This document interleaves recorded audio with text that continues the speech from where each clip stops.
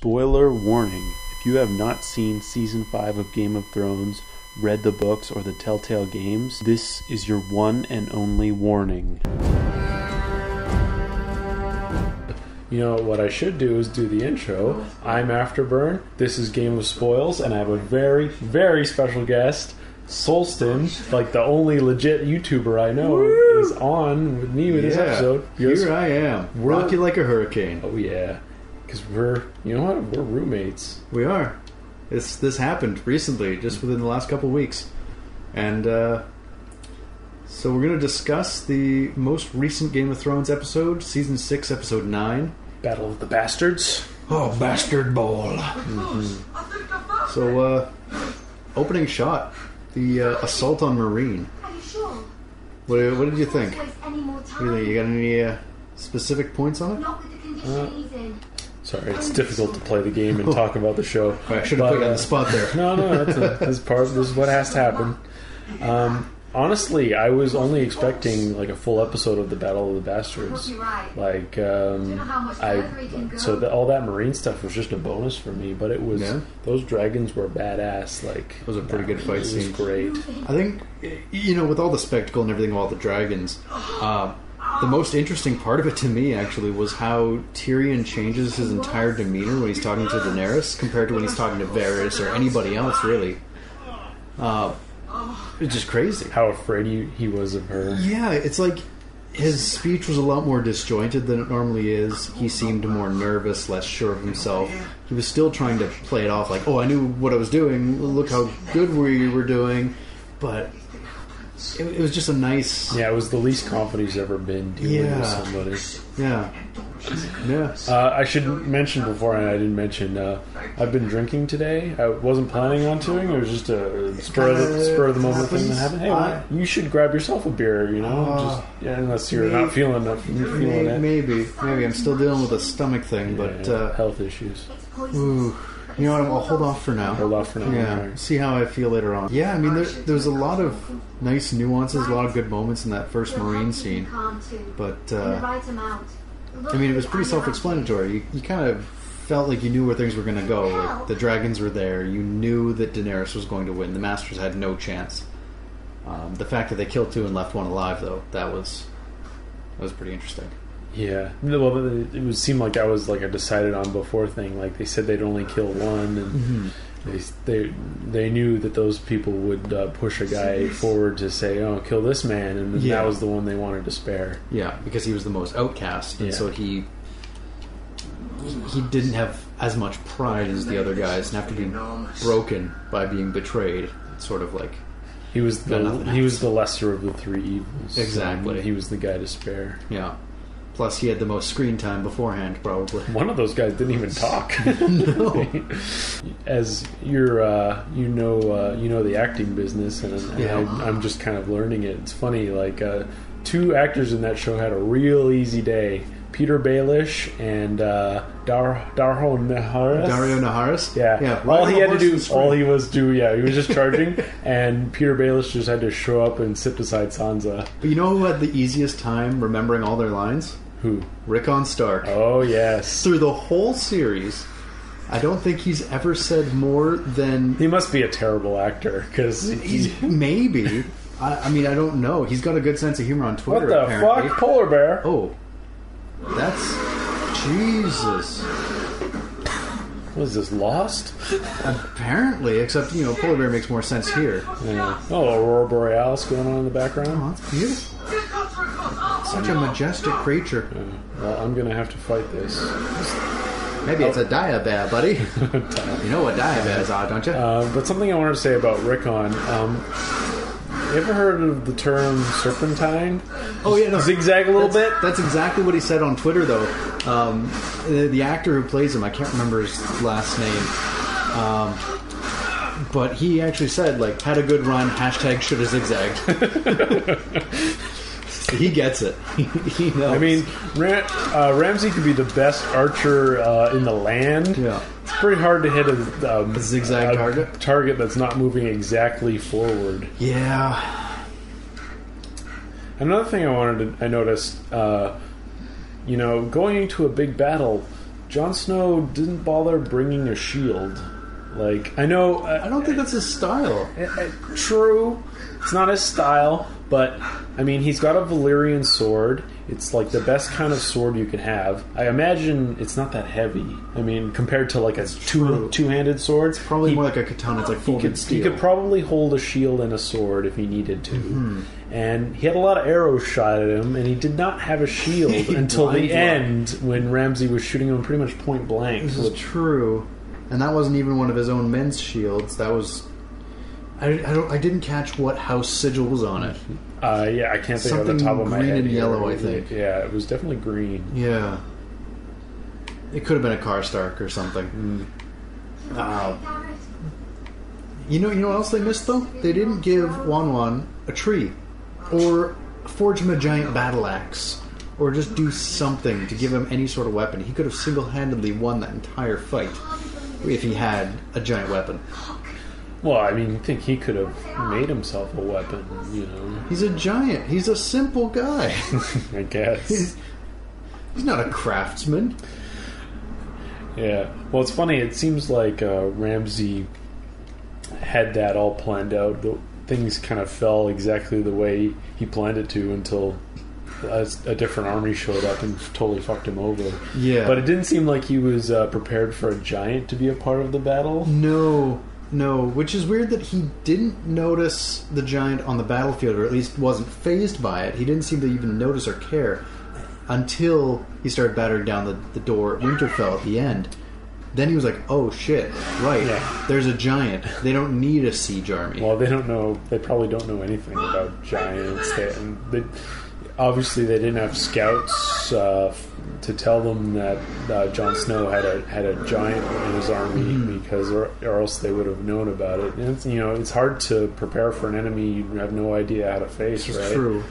Which really surprises me, because the previous battle for Winterfell, when Stannis Baratheon camped at that exact same spot and went to attack Winterfell, Ramsay took a small party and basically slaughtered half of his army right there in the middle of the night. And yet, I was expecting Ramsay to pull the same stunt where he'd send a small crew out to sabotage Jon Snow's camp, but nothing. Yeah, it seemed uncharacteristic. Oh, my controller batteries are low. Uh-oh. I think I can make it. Oh, hey, look, we're getting the opening theme. Yeah. The fury. One achievement down, 2 more to go. Oh, damn. Yeah, and another thing that I thought I predicted, but I didn't, when they kind of had that little meeting the day before the battle, and they were like, oh, we'll see you tomorrow morning for the fight, and it's like you don't agree on a time to start a battle. But that's how it was. And I thought maybe one side would, or Ramsay would attack during the night or something and catch them off guard. But no, they just fought at the time they said they'd fight at. Yeah, I think what's happened is Ramsay has gotten more confident because he's now a Bolton, he's not a Snow, as well as now he doesn't have any threats to his name, right? Yeah, he probably didn't even think of that army as a threat. No, so he's not relying on these underhanded tactics nearly as much, or at least that's what it seems like, because he's not trying to prove himself to a father that needs to legitimize him. Words are hard. So he's just kind of doing things the proper way. He's not being a mad dog. I know Roose Bolton is awful, but I was a little bummed when he died, because he's a good bad guy. Yeah. Well, the one thing from the books that I always wanted to discuss about Ramsay versus Roose is it was mentioned a lot that Roose liked to get himself leeched, like he liked to remove the blood from him. He called it the bad blood. Yeah. And he suggested that Ramsay should do it because he had the bad blood in him. Yeah. And that was almost like the difference between the two. Ramsay was the same as him, but he just had all his bad blood. That's more poetic license. But hey, Marjorie. Yeah. Realize how precarious my position. I mean, I haven't looked this up, but I'm pretty sure the actors actually do the voices in this. I mean, it sounds like her. It does sound like her. If it's not her, it's a very good voice double. Yeah. Like there is Khaleesi in this. Ooh. I'm not paying attention, so I say nothing. Tyrion, Cersei, Jon Snow. Damn. I'll do Are they voiced by the actual people, or just... As far as I know, I mean, they sound, like you said, there they are, or someone who's very good at mimicking them. God's the pair of you. I like how they've subtly put the credits into the scene. Yes. Well, they're not leaving. I almost feel like it's a mistake. Yeah. It's like they're supposed to be gone now, and they're still very there. Greedy executive producers. Shame on you, Brett Toasty. Like we're supposed to be rolling credits, but damn you, Dan Connors! Tommen's garden party. What were you thinking? Maybe they'll Alyssa finally leave. I can't believe you'd be so irresponsible. That's I expected better of you. Yeah, there was a lot of things actually in this episode that didn't seem Game of Thronesy though.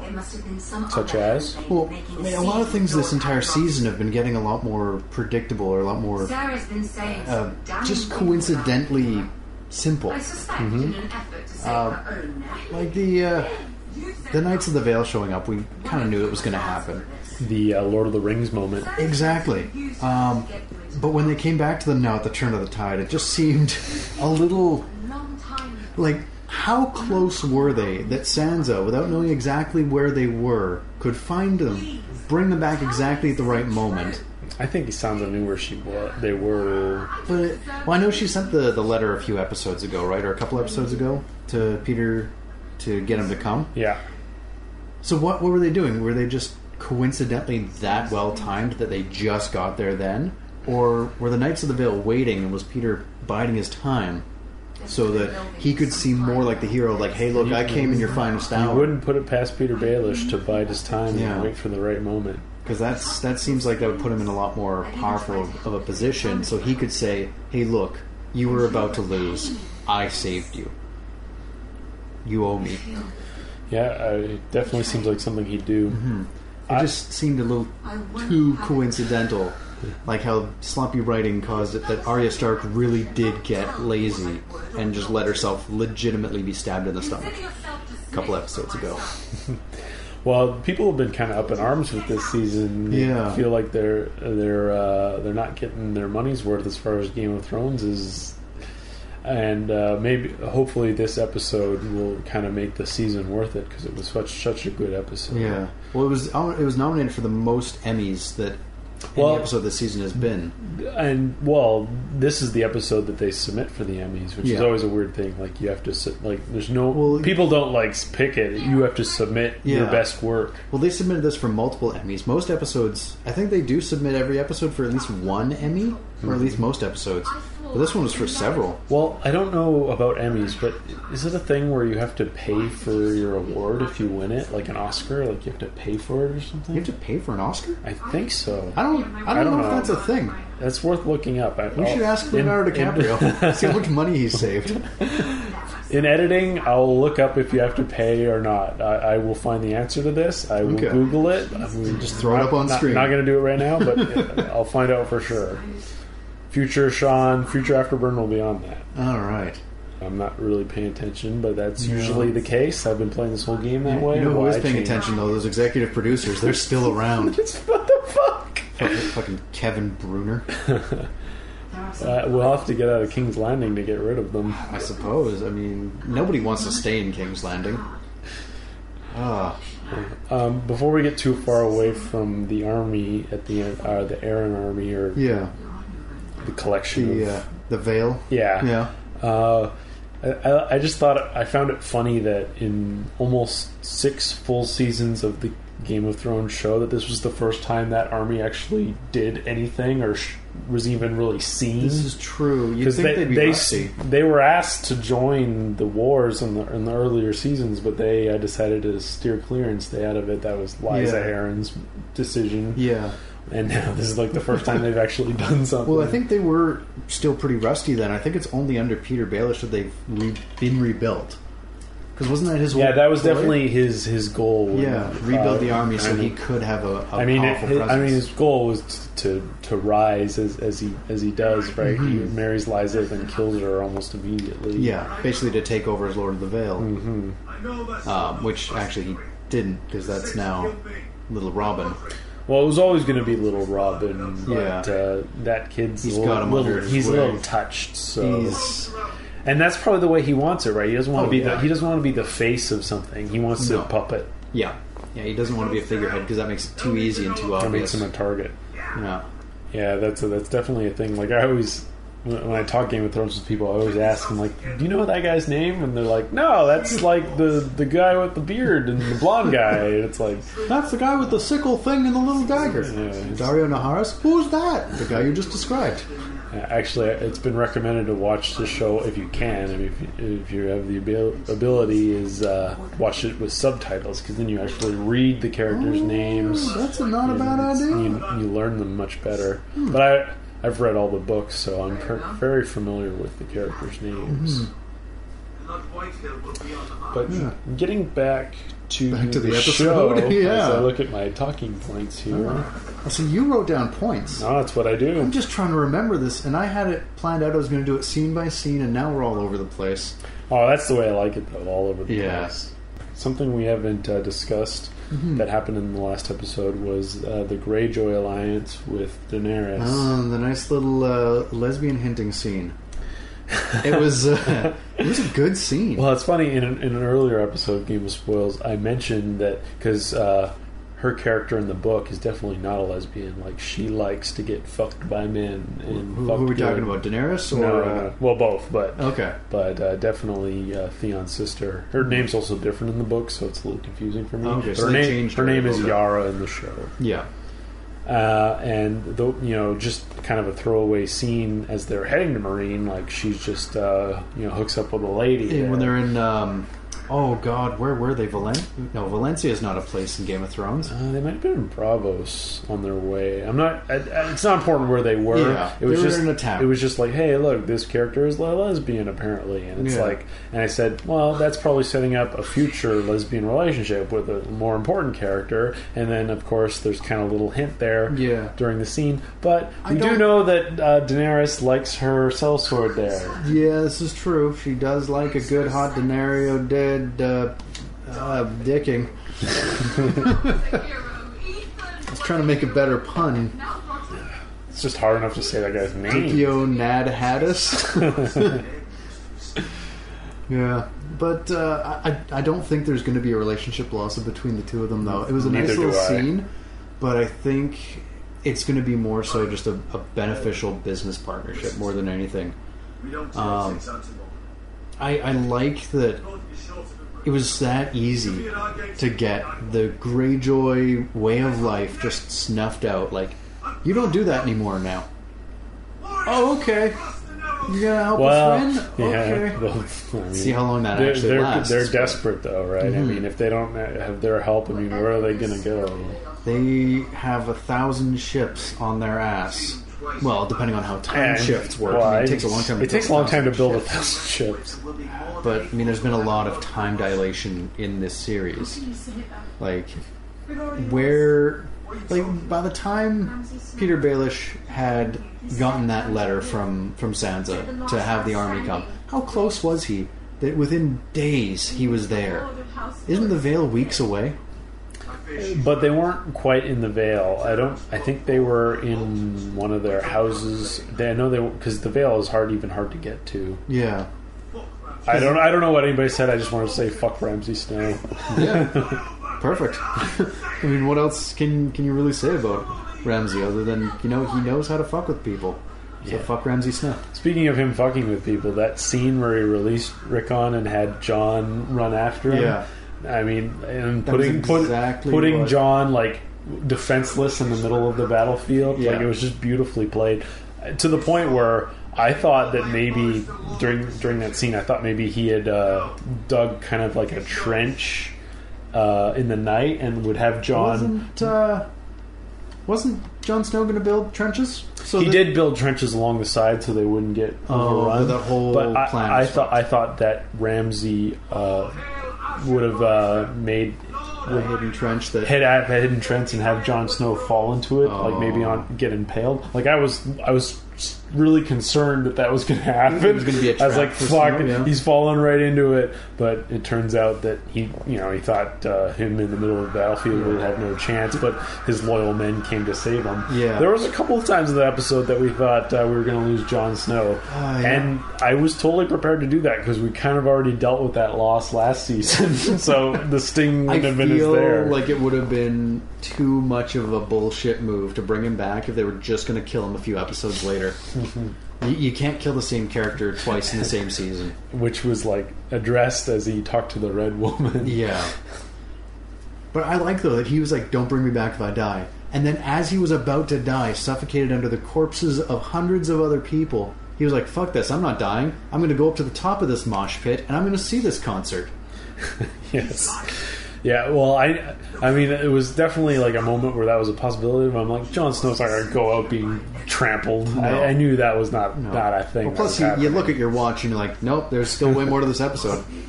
Well, I wasn't looking at my watch. I usually only look at my watch and I'm like, I'm bored. Oh. So I was not looking at my watch during the episode, I assure you. There were so many shots that if you weren't watching the time, it looked like it could have been the end of it. Like, I thought once the Knights of the Vale got out and Jon walked to the top of the pile of bodies and, like, locked eyes with Ramsay, I thought that was going to be the end. Because it did, like, the slow zoom-in pan onto their faces, and I was like, this could be the end of the episode. That would be a nice bullshit way to stop it. No closure. Cool. Pack the finale. But, no, they did it very nicely. I like that they let the whole thing come to a close.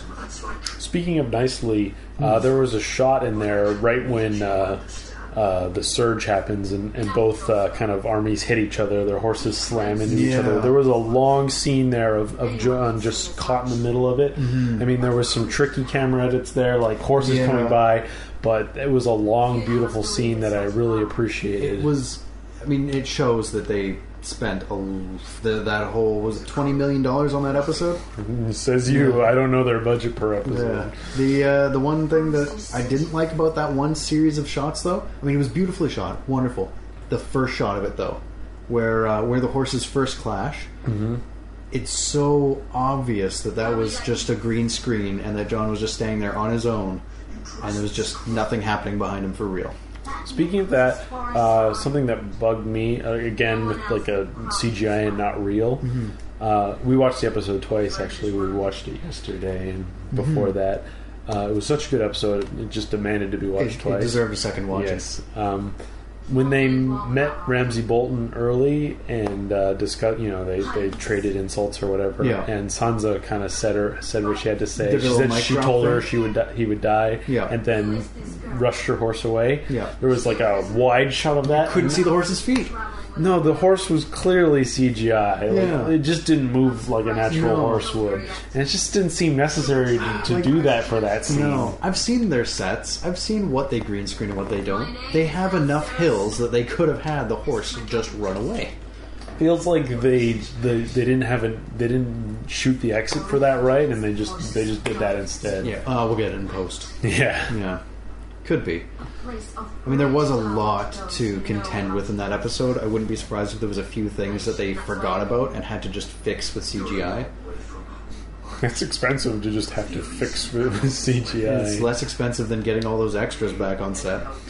True. I mean, I bet little Lady Mormont, I don't think she comes cheap. And you see that fucking like scowly face that she had going on? She was giving the stinkiest to the stink guys. Yeah, I bet they probably looked a lot for a girl that fit her. She's just doing a good job, There hasn't been a child actor of that caliber since E.T. They really went out of their way that episode to make Tormund look like kind of a woodsy, kind of uninformed guy. Like they had to explain the pincer movement to him. Well, I think that makes sense. And then Davos had about the demons in the head. Yeah. Well, I think it's because with the free folk, they don't have strategy like that, right? He's not familiar with... He doesn't know what a pincer move is. He's never read a book, His limited resources. Yeah. I felt like that was understood, though. I don't know why they were going out of their way to be like, well, this guy is a little uneducated compared to the rest of the people we're dealing with. Well, I think it was for tonal reasons more than anything. Uh-oh, they noticed your silence. of the lambs. Whoa, that polar bear is like a friend now. Oh, shit. Good thing I didn't kill it. Huh. But yeah, no, I think they were doing it for a tonal balance, right? Because it was such a heavy episode. There was a lot of people died. There was murder. There was, a war. Moments of levity. Exactly. They needed those little moments of levity. Plus, it endears you more to Tormund's character because now you really want him to bone Brienne of Tarth. Of this season, him and those looks, that's a highlight. Those are the most romantic moments of the entire series. Not just the season, but just the way that he looks at her. He's smitten. He likes big women. He looked at the first time he saw her. That was like a Titanic moment. Love it. That was like the Notebook. Yes. Like, his world just stopped and went in slow motion. He was like, wow, that's a woman I could respect and rail. They don't call him Tormund Giantsbane for nothing. Yeah, exactly. Oh, man. Speaking of giants, 1-1. Die. I mean, I knew he was dead when he had all those arrows in him, but the shot in the eye was just... And he was like kind of having a nice moment there. Like Jon was reaching out to him. It's like Jon was kind of acknowledging, like, I wouldn't be inside the castle of Winterfell right now if it wasn't for this giant. This guy really helped me out, and then boom, dead. If I was Ramsay Bolton, I would have fired that arrow at Jon's head. That would have made sense. It would have been the tactical move.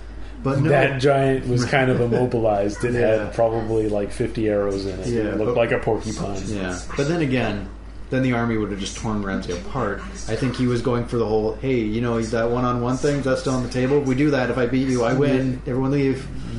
Maybe, but it was more, and I think that's what Ramsay does. He he saw something that it was like Jon had a little attachment there, and he took it away. He wanted to break him before. He couldn't help himself. That's true. Yeah, that would definitely play more to a sadistic nature. He doesn't care as much about his pride in winning. He just wants to see somebody suffer before he theoretically kills them. Speaking of suffering, any comments on Ramsay's final scene there? It was a very beautiful dog. You could tell the dog was a very gentle little beast and never would have hurt a fly, and that's why you could tell the moment when it turned into CGI and murdered him. Because those pit bulls were beautiful.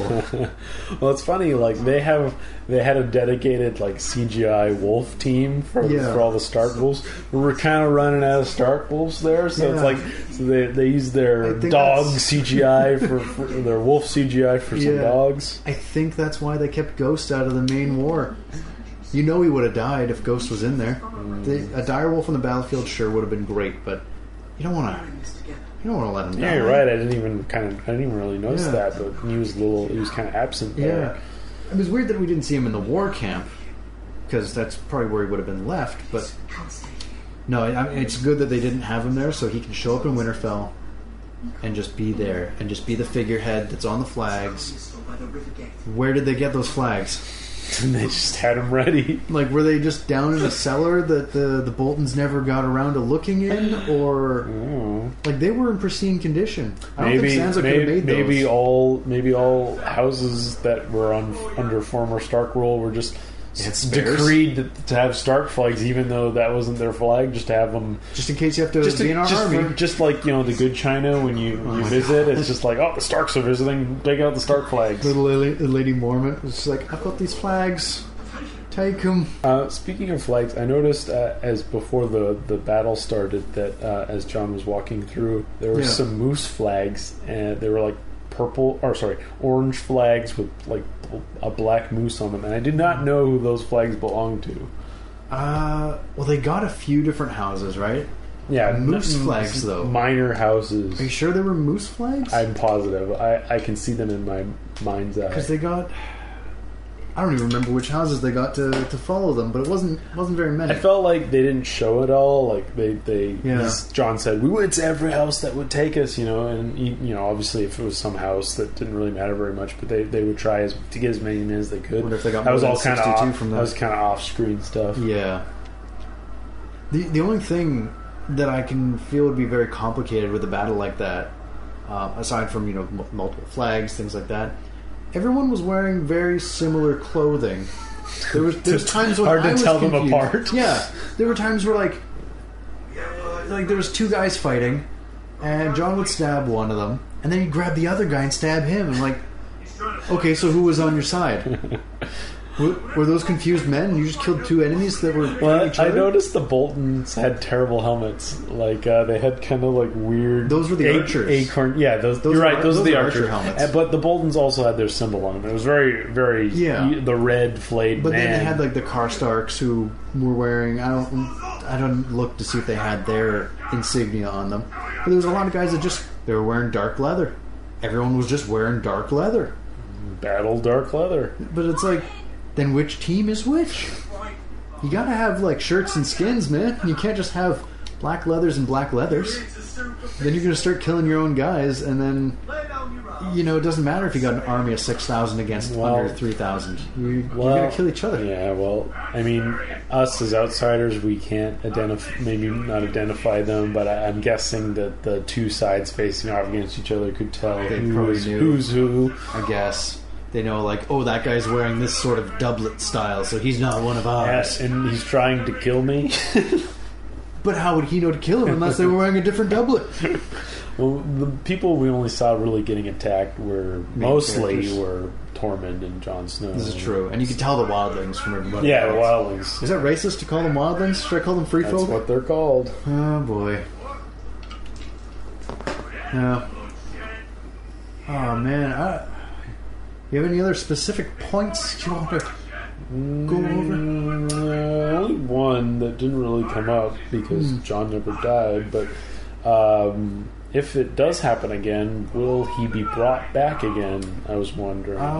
Well, I mean, the Red Woman, Melisandre, did say that she has to try.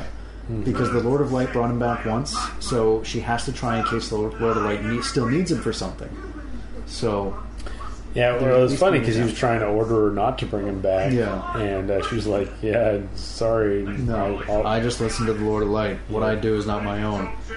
But how is that going to play out into the preview that we saw of next episode where she's getting called out on killing Stannis' daughter? Mm-hmm. So, which she should. Yeah, this is true. But, I really thought that 2 and 2 would have been put together sooner. Because Sir Barristan definitely asked her earlier. Well, yeah, but it's the thing where he knew that she didn't make it, obviously. Yeah, but he didn't know how. He would probably would have thought that she got caught up. Stannis' whole army fell, right? So he just assumed that she was a casualty. She was a casualty of war. But now finding the stag in the snow. He's piecing it together that it wasn't quite like that. No. It's weird though. If he knows, does he know about the whole the camp being mostly burnt when? Well, he knows that the Red Woman will sacrifice something with king's blood because he let that bastard go earlier. Yeah. He's still out on a rowboat somewhere in the ocean. He's still rowing. Some say he still rows to this day. You wait in season 7 where he's a key character. I don't think he'd have any claim to the throne at this point. No one knows who the fuck he is. It'd be easier for the High Sparrow to take the throne than it would be for him. Which the High Sparrow seems to be... He's gunning for it. He's doing stuff if only to take it down. Yeah.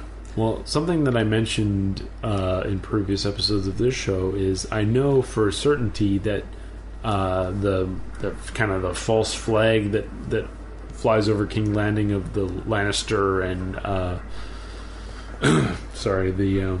Baratheon Lannister flag, which shouldn't really exist because those are all legitimate children. But that's what rules. That it will not be up there by the end of the season. There will be a new flag flying because people who take the tour in Croatia, where King's Landing is shot. If they go through the whole Game of Thrones tour, and at the end it shows the flag that's currently flying, and it is not that flag. We just don't know what flag it is because that would be a big spoiler. I'm gonna bet that it's the same crown type of thing that has the crown with the 7-pointed star. Yes, the new Kingsguard armor. The faith symbol. Yeah.